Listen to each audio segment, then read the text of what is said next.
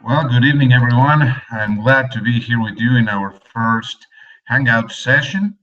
This is a very novel tool that I have never used before, and I am privileged to share with you this content in our strategic planning course. As you are well aware, we are approaching the end of our semester, and given our schedule changes of plan regarding our course with sessions outside the campus and other activities like the development center, I am creating this content to share with you our last topic of the semester regarding corporate level strategies. What is the main idea? I am posting in Blackboard after finishing this Hangout the content of the presentation for you to review and to have it for our final exam.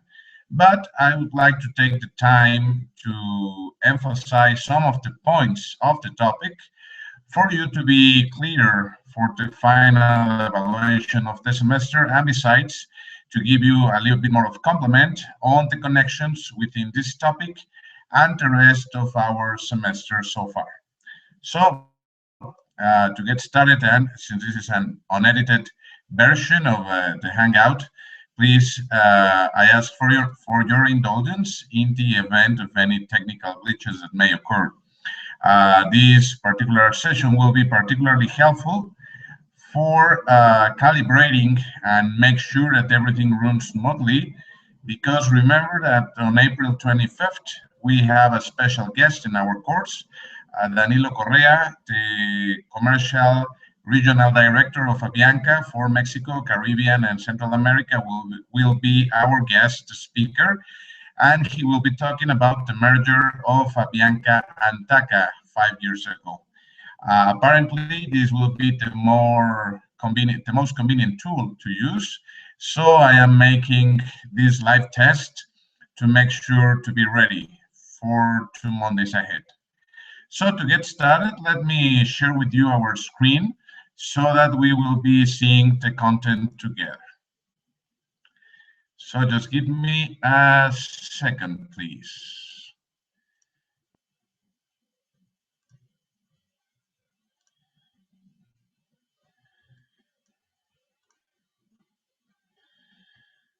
Okay. So I guess that you are seeing right now the first screen of our presentation, corporate level strategies. And let me point out some of the points. The presentation, as with the rest of the materials of our course, has some video clips that I have chosen for you because I consider them to be valuable regarding the insight and the management of the concepts.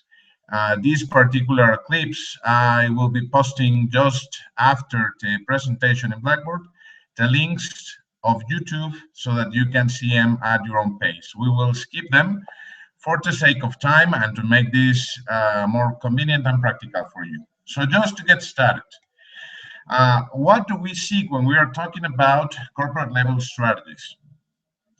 In difference to business level strategies, we know that now with a globalized world, the firms try to replicate successful business models and successful business practices in many different markets and on diverse contexts that may force them to be a little bit more adaptive.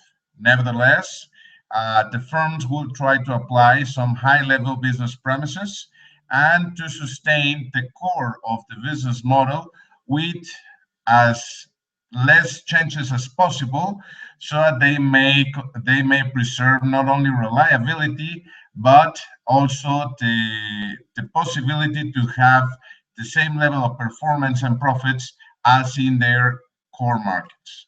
So just to summarize, when we are talking about corporate level strategies, we are talking about plans to grow in different markets with somehow consistent business model. And naturally speaking, there are lots of possibilities in corporate level strategies. Particularly, I will take some minutes to talk about mergers and acquisitions, just to give some context to the conversation that we will have with Danilo Correa. And then we will move forward to the rest of the possible strategic schemes.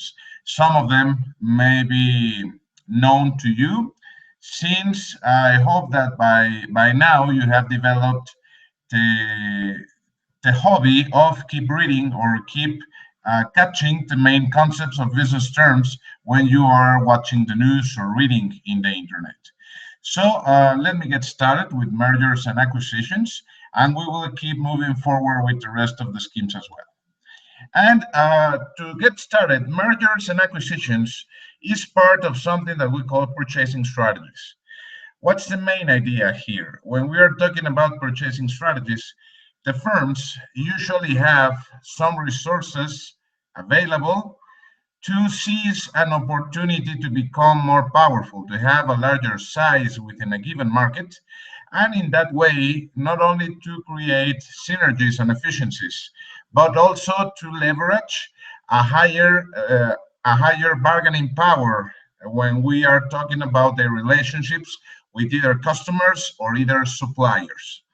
The main idea here is that if you see a weaker competitor in a given sector, you have the ability to absorb their operations if we are talking about a diversification or a merger strategy, or perhaps we are able to absorb a supplier that can give us some of the packaging or some of the materials needed, so we can control in this way the quality standards and the cost efficiencies in our production process.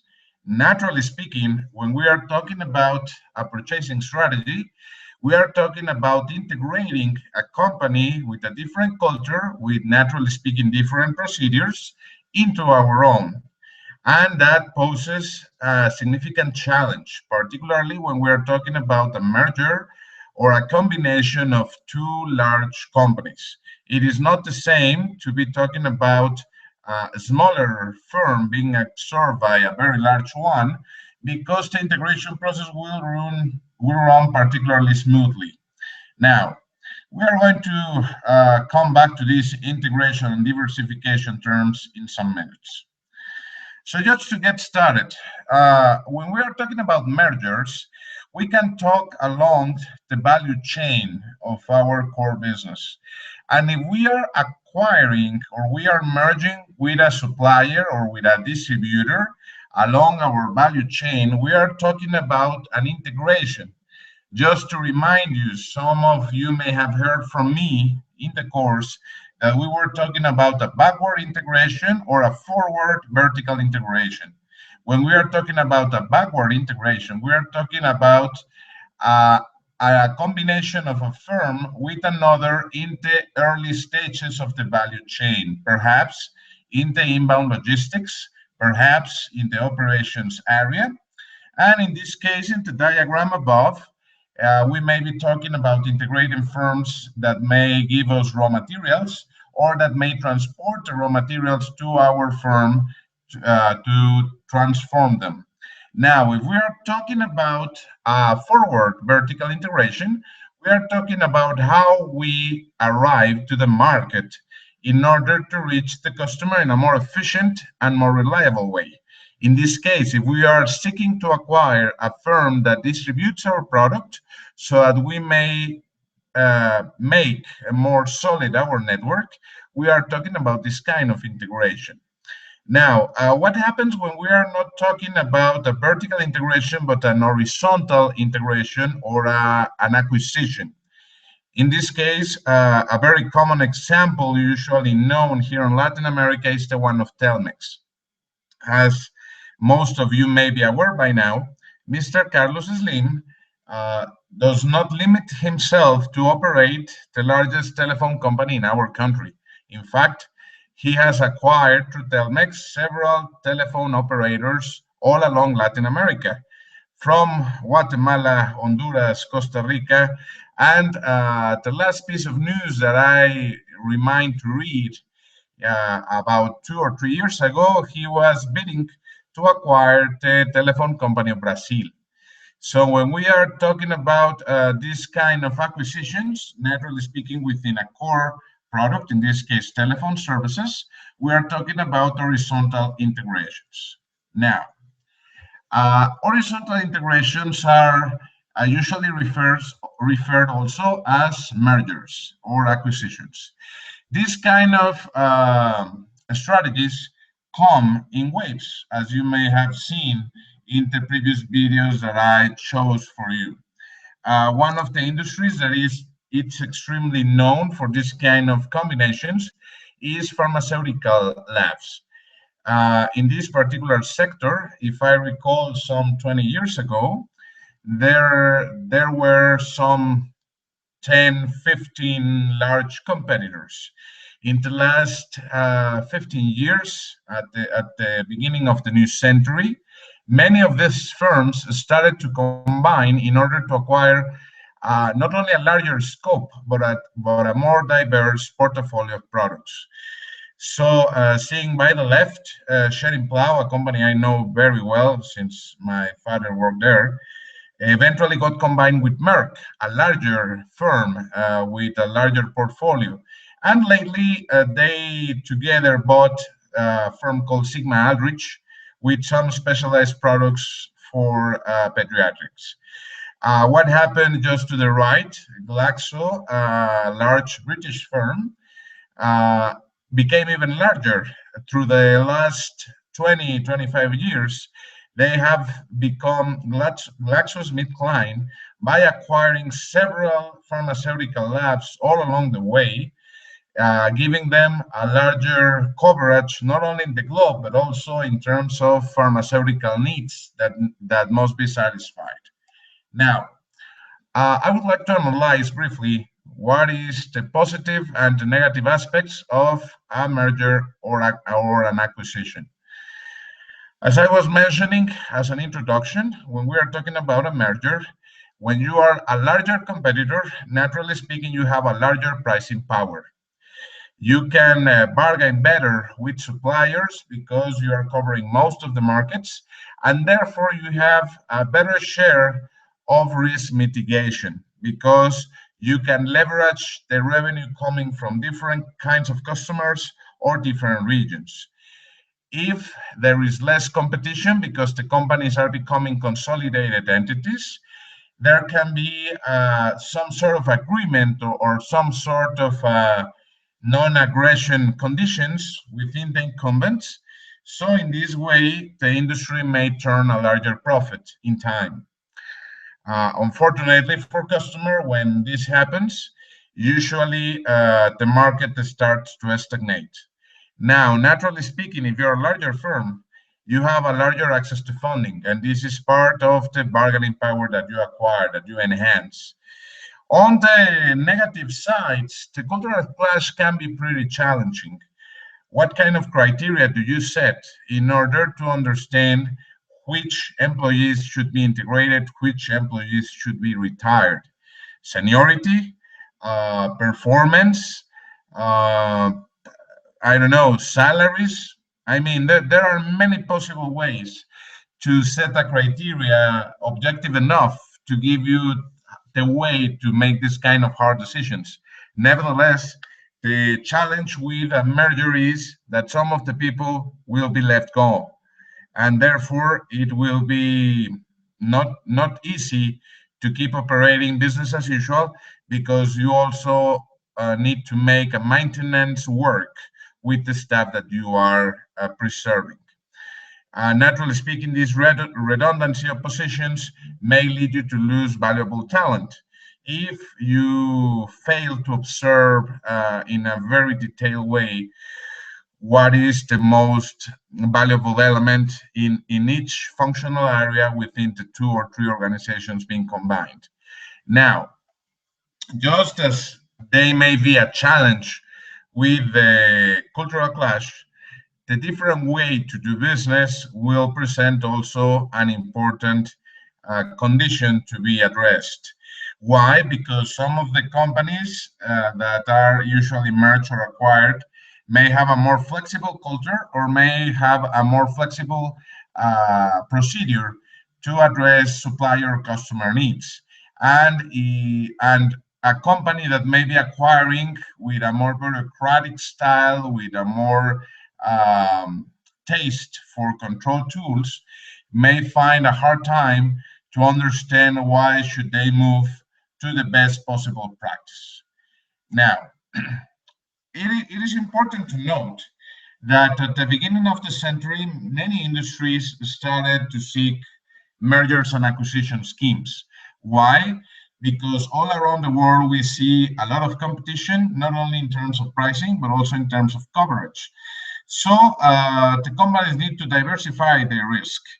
As I have mentioned before, the pharmaceutical industry keeps consolidating, but also other important sectors are doing likewise.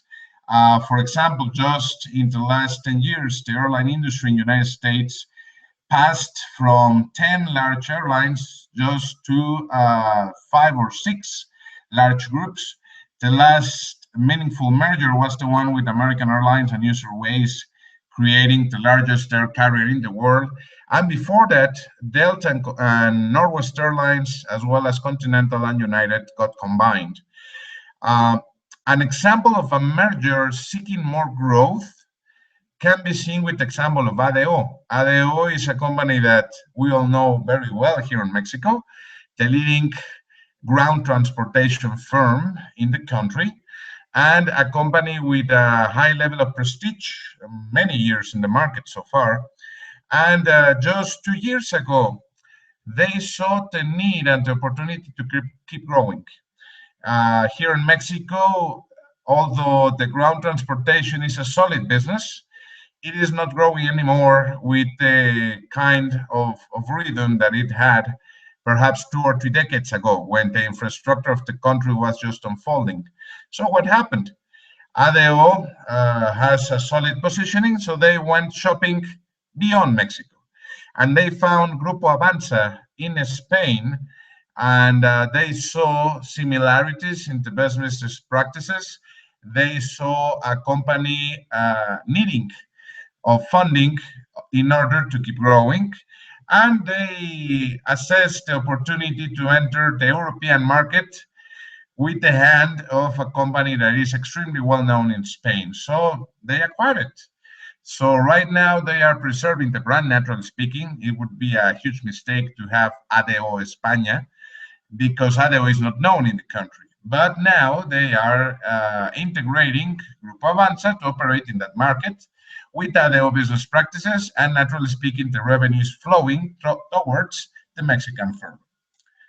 Now, the acquisition of a company is not a direct and short process. You need to observe several conditions and several evaluations to make sure that you are acquiring the right company at the right time, because otherwise you would be committing a lot of financial resources without the appropriate certainty to make sure that you will have a good result. Now, what is the main advice here? Some alerts when we are purchasing a company. First of all, you have to make sure that you are not falling with the wrong objective of a company. For example, in the airline industry, one of the main criteria in order to determine the feasibility of a merger target is to have little overlapping of routes. What does overlapping means? If you are intending to acquire a company that flies the same kind of network that you have, and the same schedules and the same kind of product, therefore, you will find yourself multiplying the size of your company, but without added value. If you are looking for a company that flies in different markets than you do, and may have a business product suited for segments that you are not covering, therefore you would be having a good opportunity to create value for both firms. Now, important enough, and second condition, wrong price. When we are talking about mergers and acquisitions, one of the dilemmas faced by potential investors is how much should we pay? Naturally speaking, this is not a course to talk exclusively about mergers or acquisitions, but a couple of important hints that I can give to you is, first of all, take a look at the past performance of the firm, at least of the last 3 or 5 years, if possible. Look for the trends in revenue. Look for the trends in market share. Look for the trends in demand, so that you may estimate how valuable is the company in terms of financial indicators. Profit is, naturally speaking, a no-brainer fact to be observing. But besides those performance and trend indicators, if you recall some of your financial management classes, some of the professors usually recall that cash flow is king. And this is an important assumption to evaluate when we are talking about the merger.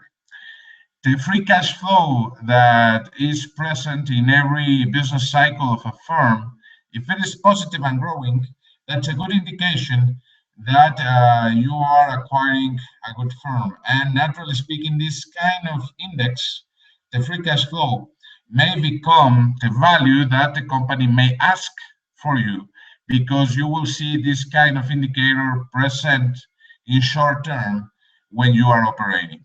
Now, some other important tips.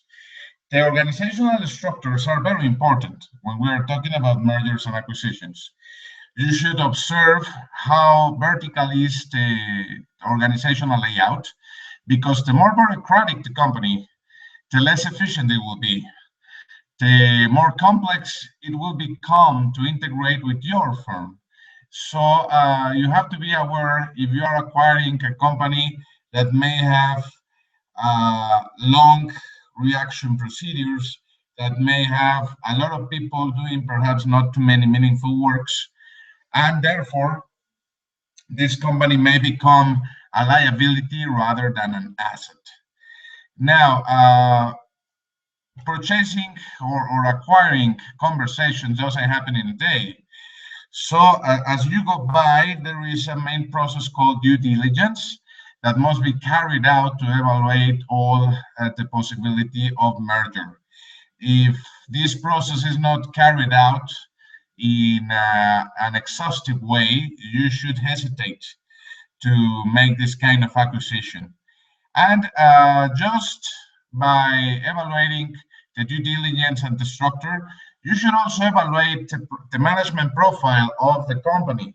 What is the background of the top figures in the firm? How are they willing to accept or willing to facilitate the process of combination of the firms?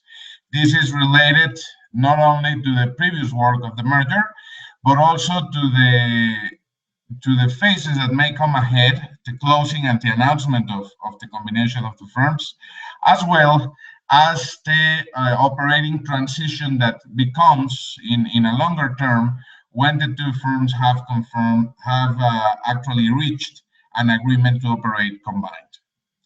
Now, going back, after talking about mergers, I have mentioned so far vertical integrations, horizontal integrations. Here in Mexico, another good example is Grupo Salinas, that you know perhaps for companies like TV Azteca, Banco Azteca, Electra. That's an example of horizontal integration, a company operating within many business sectors, but creating complementary business links that actually flow within all the business units. And when we are talking about conglomeration or related diversification, we're talking about firms that keep operating many different brands within an industry so that they may appeal to different business segments.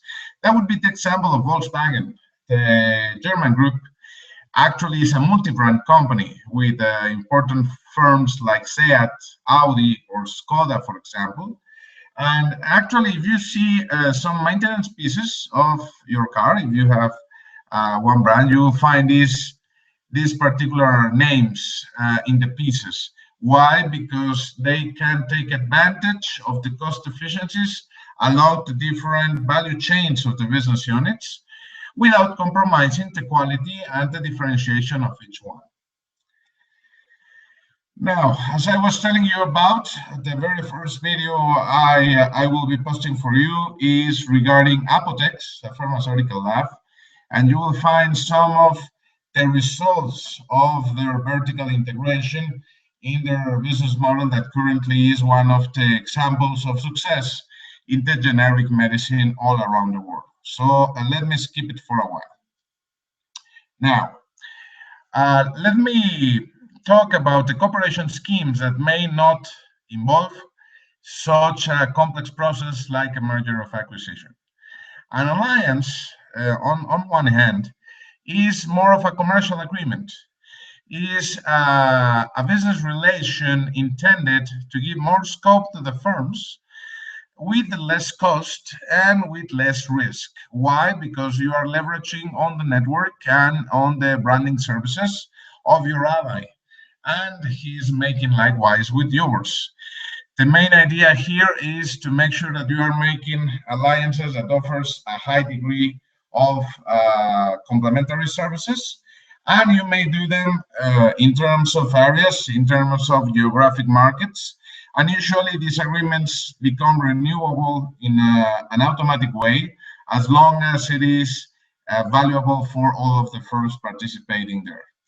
Now, there is an intermediate scheme between alliances and mergers and acquisitions that may imply the commitment of financial resources, but it actually creates a different business firm, a business unit that is independent to the ones contributing to it. I'm talking about the joint venture. As the name suggests, some of the firms may commit money into it, some of the firms may commit know-how or staff, and the main idea is to protect the main brands contributing to it by making, for example, a market trial, by developing a new market in order to explore the possibilities and the way to compete more effectively according to a given niche. Just to close this first part of the Hangout, let me talk briefly about some examples of alliances and the implications that they have. For example, here in Mexico, Office Depot has a wide alliance with DHL. Why? Think for a moment how many Office Depot stores are in Mexico City metropolitan area. They can offer a very interesting network of points of sales or points of recollection to DHL that may be along their normal routes for the couriers. So what happens here? Office Depot receives a fee per transaction of any envelope or package that may be processed there for DHL to pick up. So that's a very important source of revenue for Office Depot. On the other hand, DHL can get a lot of revenue as well for additional packages that may not be delivered to their stores, but to these allied points of convenience, and they are not precisely committing a lot of financial resources or expenditures regarding the adaptation of the courier routes.